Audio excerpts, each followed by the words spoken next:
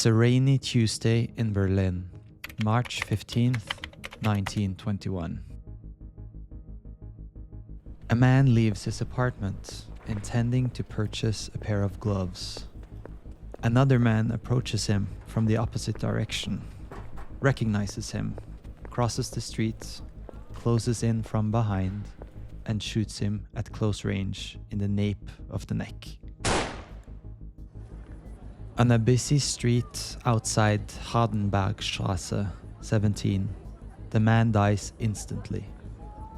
The bullet went through his spinal cord and exited above the man's left eye, destroying his brain.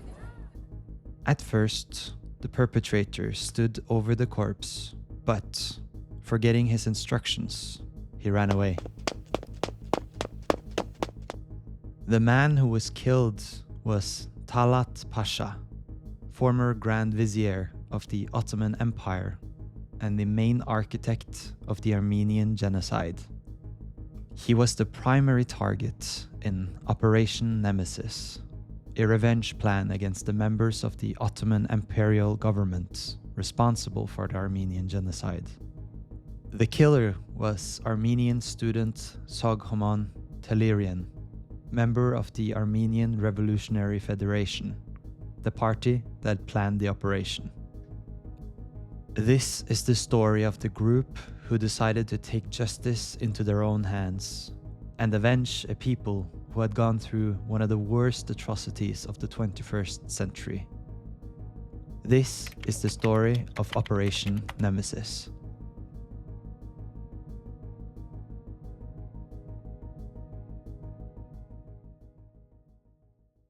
Before we talk about Operation Nemesis, we need some context. In 1915, the Ottoman Empire initiated the systematic extermination of the Armenian people, which led to the deaths of over 1.5 million people. The primary architects of this crime were the ruling Committee of Union and Progress, particularly the three Pashas, Talat, Enver, and Ahmed Shemal Pasha, who formed the central power structure in the Ottoman Empire from 1913. As Minister of Interior, Talat Pasha played a leading role, ordering deportations while, quote, aware that he was sending the Armenians to their deaths. The methods employed were brutal and comprehensive, including forced deportations and death marches into the Syrian desert, where victims perished from starvation, exhaustion, or execution.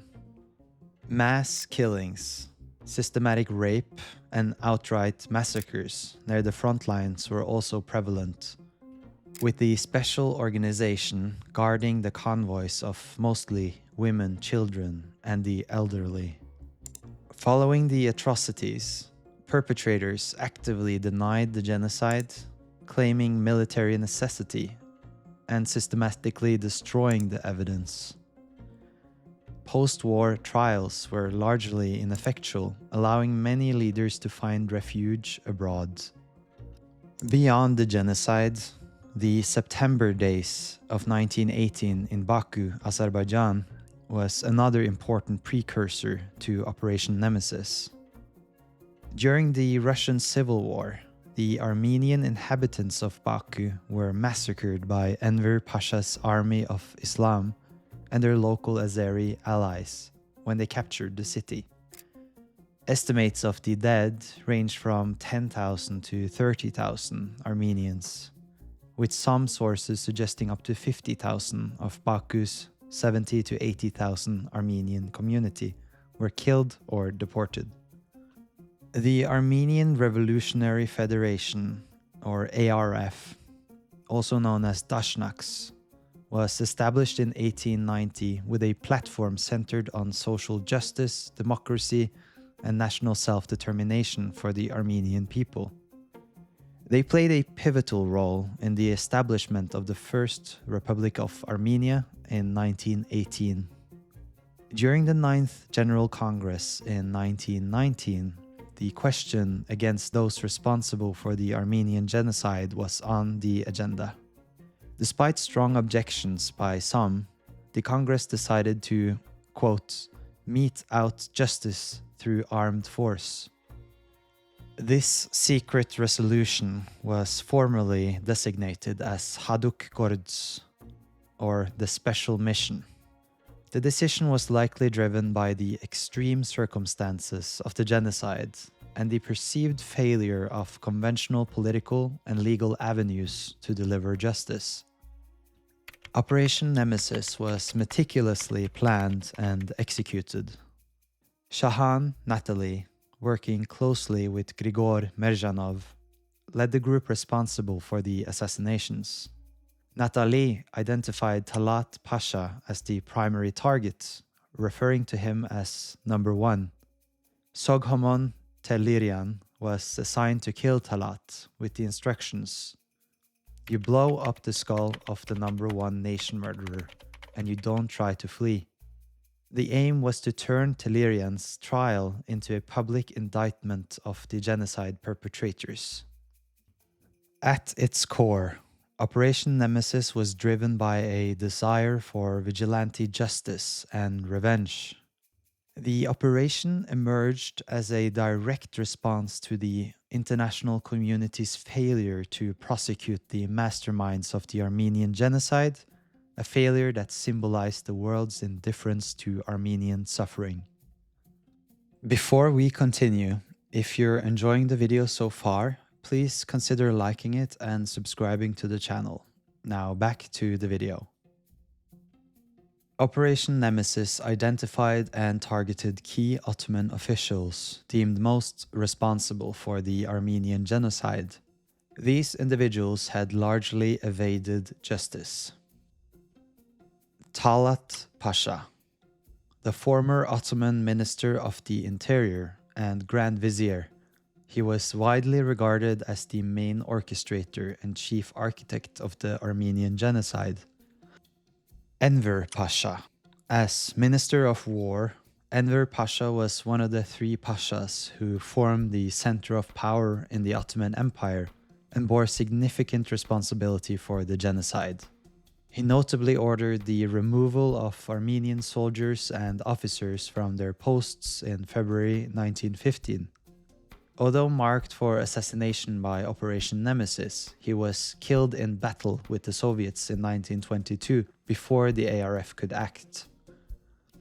Behadin Shakir, a founding member of the Committee of Union and Progress. Shakir played a crucial role in the genocide plan and may have co-authored the deportation law. Said Halim Pasha, a Grand Vizier and important CUP member. Cemal Azmi, the Wali of Trebizond Vilayet. Vahe Ihsan, described as a traitor who assisted in compiling the list of prominent Armenians arrested and deported in 1915. These individuals collectively formed the triumvirate that wielded significant power and bore the, quote, main responsibility for the perpetration of the genocide. Despite having been sentenced to death in absentia by Ottoman courts-martial in 1919, many had fled the country and were living freely in exile. Talat Pasha, for instance, had sought asylum in Berlin. Additionally, Operation Nemesis extended its scope to include Azerbaijani officials deemed responsible for the 1918 Baku massacres. The key Azerbaijani officials targeted were Fatali Khan Koyski, the Prime Minister of Azerbaijan, and Behbud Khan Javanshir, the Minister of Internal Affairs of Azerbaijan.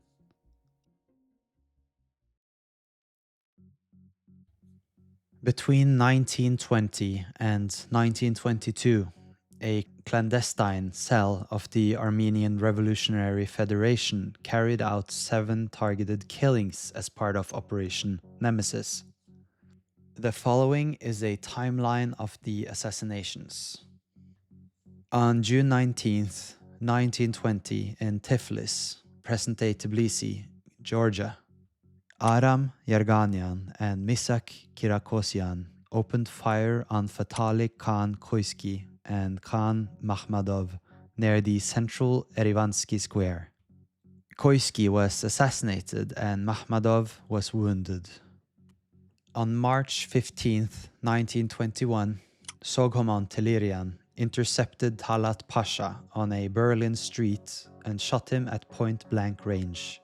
Tehlirian was explicitly instructed by Shahan Natali not to flee after the assassination, a deliberate tactic to ensure his capture and turn the subsequent trial into a public platform for exposing the Armenian genocide.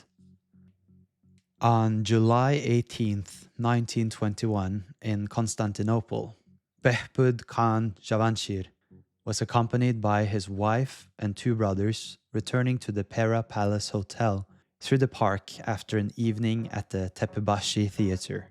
Accomplices Yervant Fundukian and Harutyunian followed the group, and Misak Torlakian shot Javanshir in the head and chest.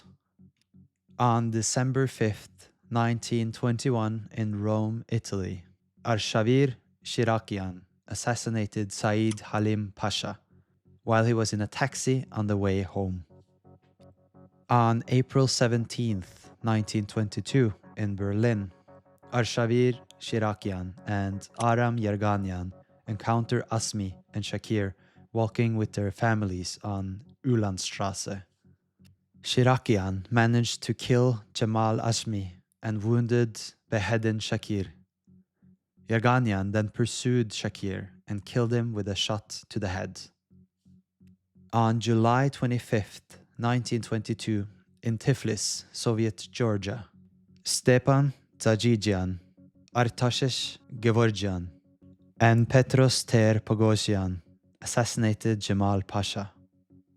The geographical dispersion of these assassinations across Berlin, Tiflis, Constantinople, and Rome, coupled with the fact that the Nemesis team had operatives on 3 continents, points to a highly organized, international, and sophisticated clandestine operation, far beyond mere isolated acts of revenge. Eric Bogosian's research suggests that British intelligence might have been aware of Talat Pasha's whereabouts, indicating a complex geopolitical backdrop where the ARF may have exploited existing power dynamics or intelligence blind spots. Soghomon Tehlirian's trial for the assassination of Talat Pasha was held June 2nd to 3rd, 1921 in Berlin and was highly publicized.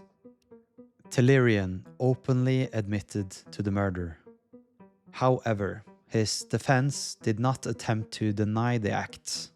Instead, they strategically focused on the, quote, influence of the Armenian genocide on Tehlirian's mental state and his psychological trauma, arguing that he had personally witnessed his family's murder during the deportations. The trial was designed by Shahan Natali to be a political trial of those responsible for the Armenian genocide. It successfully became a platform for exposing the Armenian genocide to an international audience. Experts and eyewitnesses testified extensively about the atrocities, providing crucial details of the genocide. Despite the admitted murder, the jury found Tehlirian not guilty after a deliberation lasting, quote, slightly over an hour. He was acquitted on grounds of incapacity of guilt and subsequently deported from Germany. After Misak Torlakian's assassination of Behbud Khan Javanshir in Constantinople, he was tried by a British military court on August 11, 1921, with the verdict delivered on October 20, 1921. Similar to Tehlirian's defense, quote, history, theology, philosophy, physiology, psychology, and politics were invoked by both sides during the proceedings. Terlakian was found guilty but not responsible due to his mental condition or epilepsy. He was subsequently expelled to Greece and later relocated to the United States. The significance of these verdicts cannot be overstated. Both trials, despite involving clear acts of murder, resulted in the outcomes that implicitly acknowledge the profound trauma and injustice of the Armenian genocide. This represented a significant moral victory for Armenians, successfully bringing international attention to the unpunished crimes. The strategic decision to use the trial as a public platform, combined with the legal outcomes of acquittal or a finding of not responsible, transformed a criminal proceeding into a de facto international tribunal on the Armenian genocide. Indeed, Tellerian's trial had a profound impact on the Polish Jewish lawyer Raphael Lemkin, who later reflected on the case, stating, Tellerian acted as the self-appointed legal officer for the conscience of mankind. But can a man appoint himself to mete out justice? Inspired by the proceedings, Lemkin was motivated to campaign for a law allowing genocide to be prosecuted under universal jurisdiction, asserting that state sovereignty cannot be conceived as the right to kill millions of innocent people. However, Operation Nemesis also sparked ethical debates regarding vigilante justice and political assassination. Questions were raised. Can violence ever be justified as a response to systemic injustice? Scholars like Paulo Freire and Frantz Fanon have been cited to frame the violence not as an initiation but as a reaction to systemic oppression, a means for the oppressed to reclaim agency when dialogue and justice are denied. While acknowledging the complex motivations, Eric Bogosian, author of Operation Nemesis, consciously refuses to portray Tellerian or any of the other members of his group as heroes, recognizing that assassinations to right wrongs can potentially escalate into terrorist movements. Operation Nemesis left an indelible mark on historical memory and international discourse, particularly concerning the Armenian genocide. Its impact on raising international awareness of the atrocities was significant. The trials, especially that of Soghomon Tellerian, were highly publicized events that succeeded in bringing the Armenian genocide to global focus. The Armenian Revolutionary Federation strategically leveraged the shocking public assassinations and subsequent trials to raise international awareness of the genocide and Talat Pasha's central role as its orchestrator.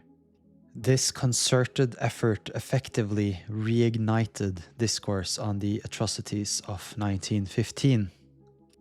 From the Armenian perspective, the operation is celebrated as a moment of vindication and a powerful act of resistance against global silence. The assassins are widely regarded as national heroes.